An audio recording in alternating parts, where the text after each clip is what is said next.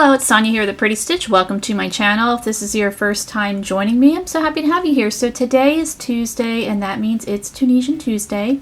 And today we are going to be featuring a stitch pattern. So I am using my H hook or 5mm hook, and I am using DK weight yarn, and I've already gotten started on row 1. And this yarn is Cotton by Knit Picks. It's a mix of linen and cotton, and it's a really nice yarn actually. It's a DK weight, so a number 3. So as you can see, I've already gotten started on row 1. So what you're going to want to do is you're going to just want to chain an even number. So I went ahead and I chained 14. So I'm going to show you a clip on how to get started on row 1. Okay, so row 1 is our setup row in the second chain from our hook. I like to work in the back bump of my chain. I am going to pull up loops. Now you don't have to work in the back bump, that's just my preferred method. And if you've never done Tunisian crochet before, I do have a playlist that goes over the basics plus other stitch pattern tutorials and projects as well. So I'll place that link in the description box if you want to check that out. So Tunisian crochet is always worked in 2 parts. Each row is worked in 2 parts. So we are doing row 1, so the first part of row 1, called the forward pass, we are putting our stitches on our hook. And then the second part of row 1 will be called the return pass, where we will take the stitches off our hook, and each part equals 1 row.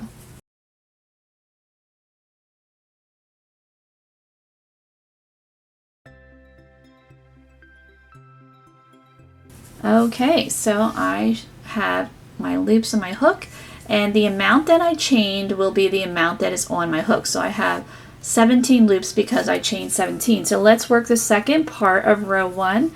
We're going to yarn over, pull through 1 loop, and yarn over and pull through 2 for the rest of the row.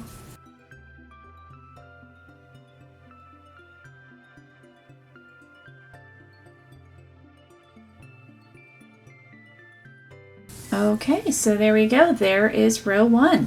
So we are back. We've got row 1 done. That is our setup row. So row 2, we're going to work Tunisian simple stitch, and we're going to skip our first vertical bar and work in the next one. So we're just going to work Tunisian simple.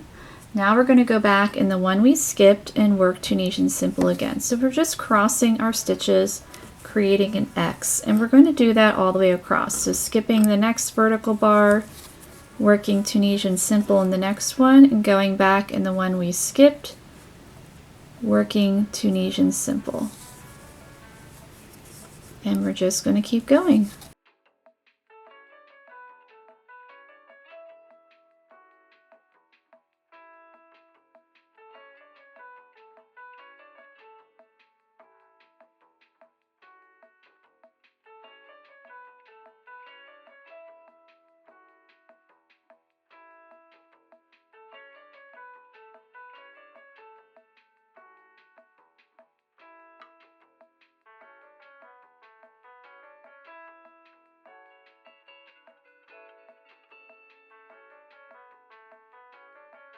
Alright, so now we're at the end. So on our stitch that looks like a chain, we are going to insert our hook. And so sometimes when you're working in the one you skipped, it can just be it can get a little bit tight. So you can see that I was just kind of using my finger to kind of help push the stitch on. Alright, so now we're going to work these off for our return pass. So we're going to yarn over, pull through 1, yarn over, pull through 2 for the rest of the row.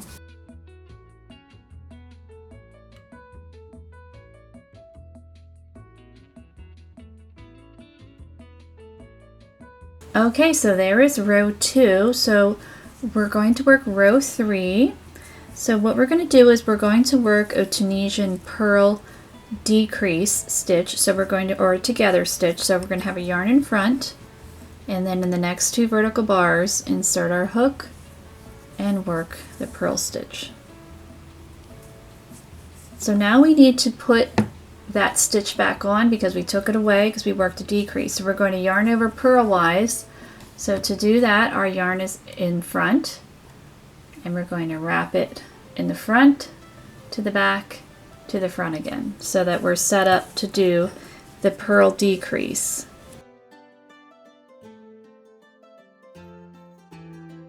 So if we did a regular yarn over like you normally do, you can't, it's not going to work to do the purl. So we want to set our yarn up so that we can do the purl stitch. So yarn in front, so we wrap it in the front of our hook to the back of our hook, and then back to the front again. So we are all set to do the purl decrease. And yarn over purlwise.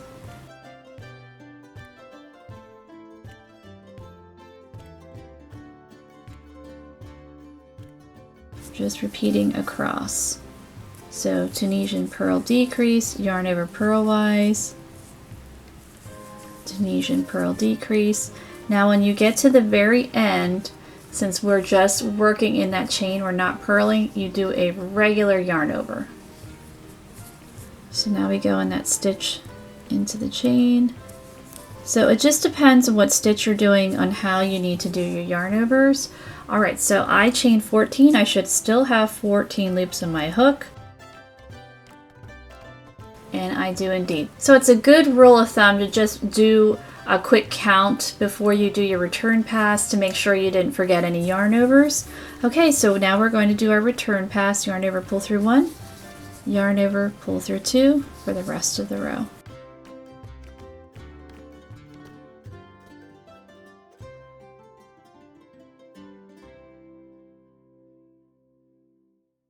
Alright, so there is row 3. So row 4, we're just doing Tunisian simple all the way across.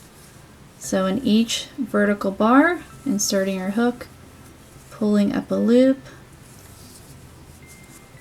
making sure you work in those yarn overs.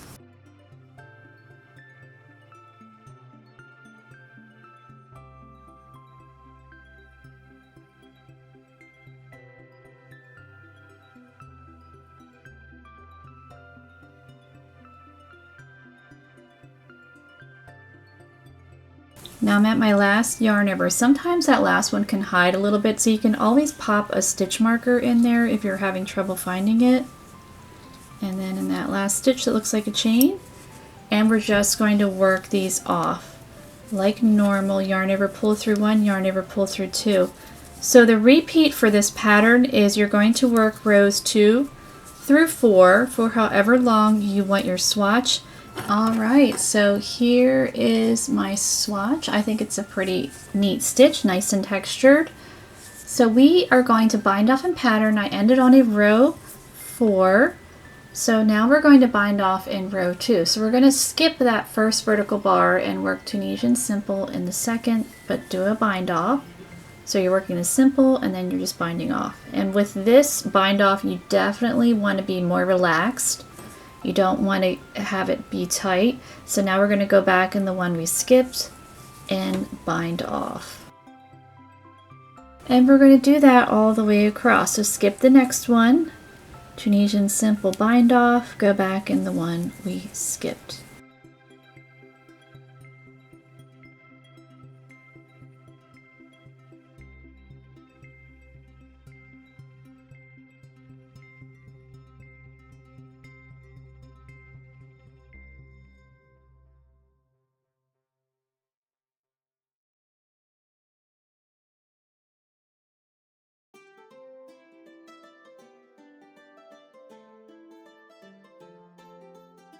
And then that last stitch, don't forget it.